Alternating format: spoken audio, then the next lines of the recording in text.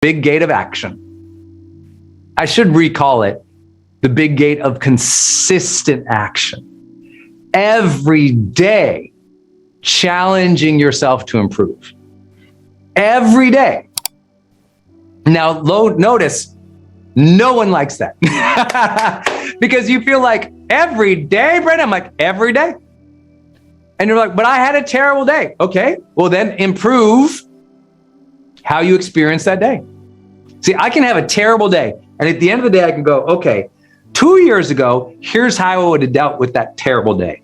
Today, how can I improve how I deal with this terrible day?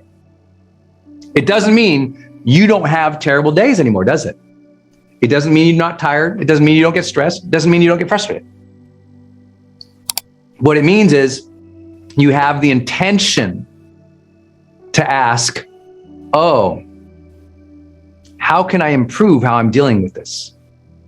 How can I, have you ever been in a relationship where you and your partner, your spouse have the same fight over and over and over and over and over and over again? It's literally the same fight over and over and over and over again. No, it's literally the same fight over and over. You ever had that? What's lacking is somebody there is lacking the accountability and the consistent action to say, how can I improve this?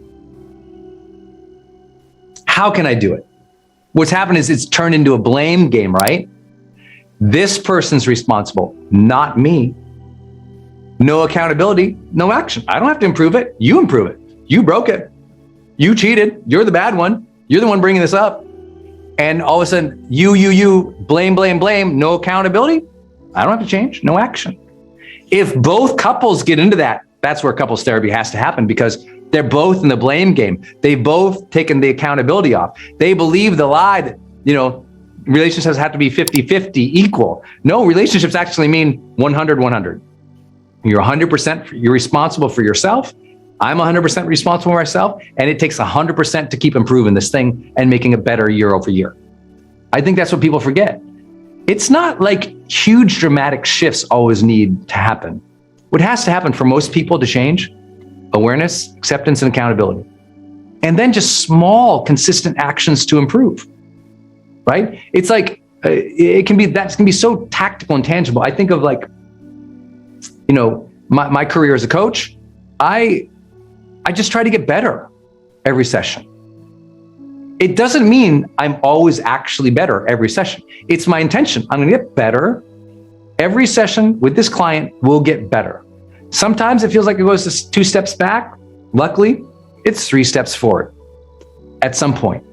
And so I don't pretend that every day is a bright, shiny, happy place. I just pretend that every day it's possible to improve my reaction, to improve my energy, to improve how I treat this person, to improve how I stay congruent, right? It is that constant desire, that constant intention to have purposeful living. And no one has purposeful intention or purposeful living and decides, I don't want to improve today. You can accept yourself and still want to improve today, right? The Dalai Lama can be fully accepting of himself, but he can also want to improve his meditative practice, right? We all have that impulse to grow, improve, develop mastery. So here's my question. If you could take just small actions every day to improve this month, could you make a list right now of what those small actions could be? Could you make a list of where those things would be?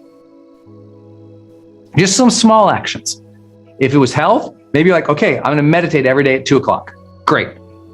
Just to get your mental health back in check. Or it's like, you know what? It's my finances. I'm going to start saving $1 a day.